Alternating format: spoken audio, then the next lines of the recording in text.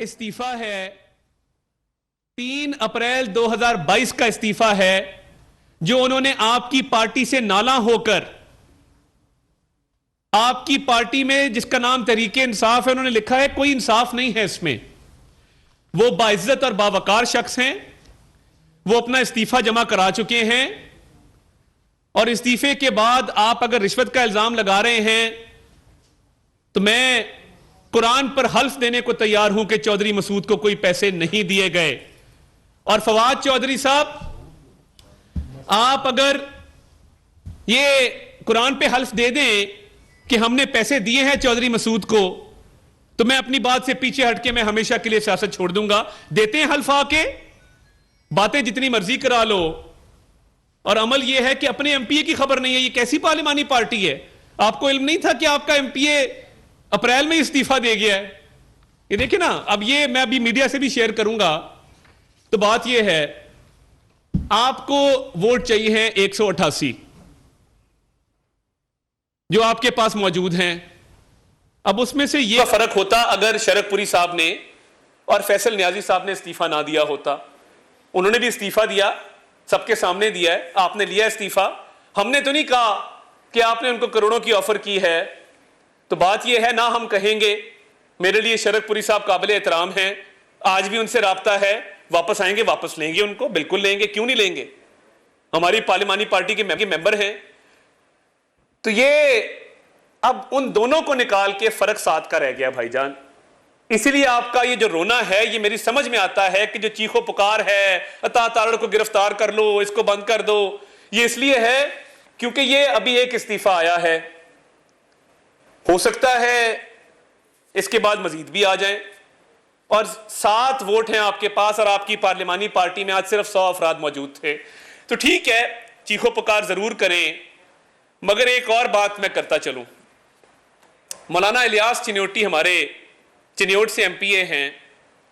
پرویز الہی صاحب اور ان کے صاحبزادے نے وہ حج کی ادائیگی کے لیے سعودی عرب میں موجود تھے. انہوں نے سعودی عرب کی مقدس زمین پر حج کے فریضے کے دوران مولانا الیاس چنیوٹی کے پاس ایک شخص کو 10 کروڑ رشوت دے کے بھیجا.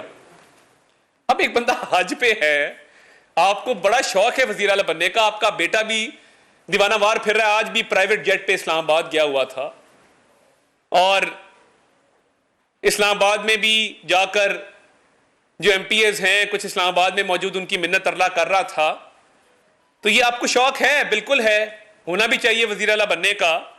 مگر ایک بندہ حج پہ گیا ہے, مقدس سرزمین پر موجود ہے, حج کی ادائیگی کے دوران رشوت دینا ایک مکروہ اور کبیح عمل ہے, مگر آپ اس سے بھی باز نہیں آئے.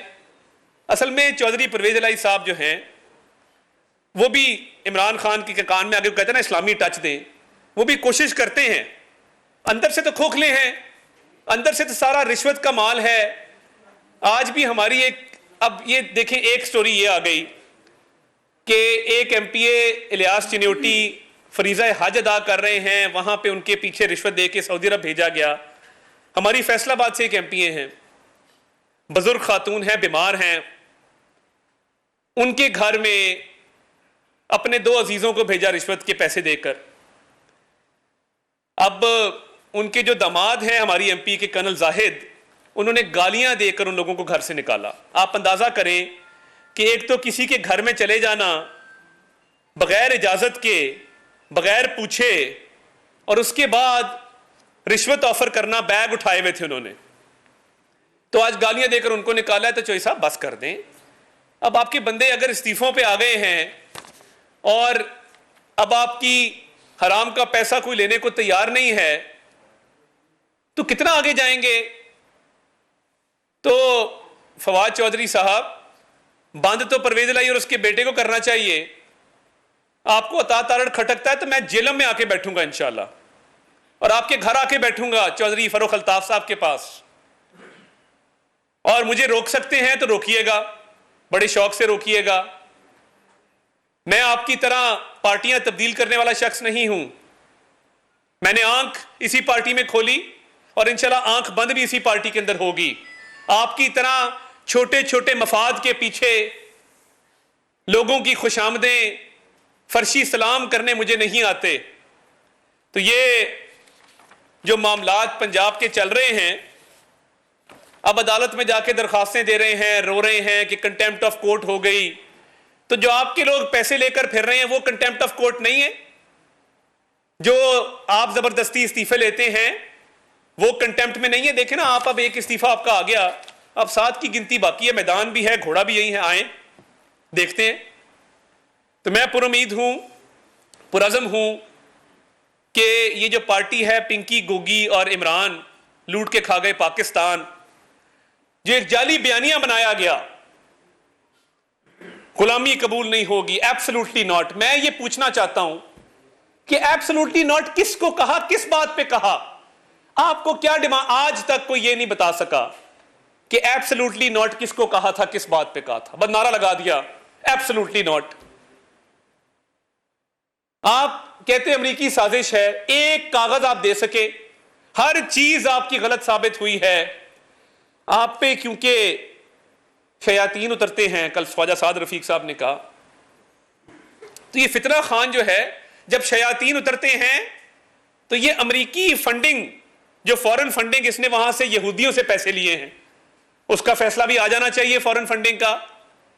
تو تب نہیں پتا تھا کہ یہ حرام کا پیسہ ہے جو میں فورن فنڈنگ میں لے رہا ہوں، ملازموں کے نام پہ اکاؤنٹس ہیں، اور پارٹی کی فنڈنگ کا پیسہ اپنے ذاتی استعمال میں لایا ہوں. اس پہ کوئی ایبسلوٹلی ناٹ نہیں کہا. ایبسلوٹلی ناٹ آپ کو فورن فنڈنگ پر کہنا چاہیے تھا کہ ایبسلوٹلی ناٹ، میں یہ یہودیوں کا پیسہ، یہ امریکہ سے پیسہ نہیں لوں گا. تب تو میٹھا میٹھا ہپ ہپ تھا. تو وہ آج بھی آپ کی عزیز داریاں بھی ہیں امریکہ میں، رشتے بھی ہیں. تو بندہ کیا بات کرے اور کیا کہے؟ آپ کو ایک جھوٹا بیانیہ بنا دیا جی، اینٹی امریکہ بیانیہ بن گیا جی ملک میں. وہ بھائی یہ بیانیہ ہے کیا؟ ایبسلوٹلی ناٹ کی حقیقت کیا ہے؟ کوئی نام بتا دے جس نے سازش کی ہو. نہیں. اور پھر آپ کے کان میں آپ کے مشیر آ کے کہتے ہیں خان صاحب اسلامی ٹچ، اسلامی ٹچ. تو مذہب کو استعمال کرتے ہیں، کبھی اینٹی امریکن جو بیانیہ ہے اس کو استعمال کرتے ہیں. کل ایک شخص نے کہا جی میری والدہ جو ہے وہ فلاں ذات سے تعلق رکھتی ہے. غضب خدا کا. پہلے کہتا تھا کہ میری دادی آلو پالک پکا رہی تھی اگست میں، جب پاکستان بنا تو وہ ہانڈیا چھوڑ کے بھاگ پڑی. پہلے بتایا اگست میں پالک نہیں ہوتی بھائی، اگست کے مہینے میں پالک نہیں ہوتی، اس کی دادی پکا رہی تھی. کل اس نے کہا کہ میری ماں جو ہے وہ فلاں قبیلے سے تعلق رکھتی ہے. یعنی اپنی ماں کی ذات تبدیل کر دیتے ہیں جب بات کوئی کرنی ہو ٹی وی کے اوپر. تو یہ غیر سنجیدہ سے لوگ ہیں. ہم سنجیدگی کے ساتھ الیکشن میں اتر پڑے ہیں. یہ اب ہار جیت اللہ تعالیٰ کے ہاتھ میں ہے، مگر زور پورا لگائیں گے اور ہمت حوصلے کے ساتھ لگائیں گے. فرق بہت کم ہے اور دعا ہے. عطا تارڑ میڈیا سے گفتگو کر رہے ہیں.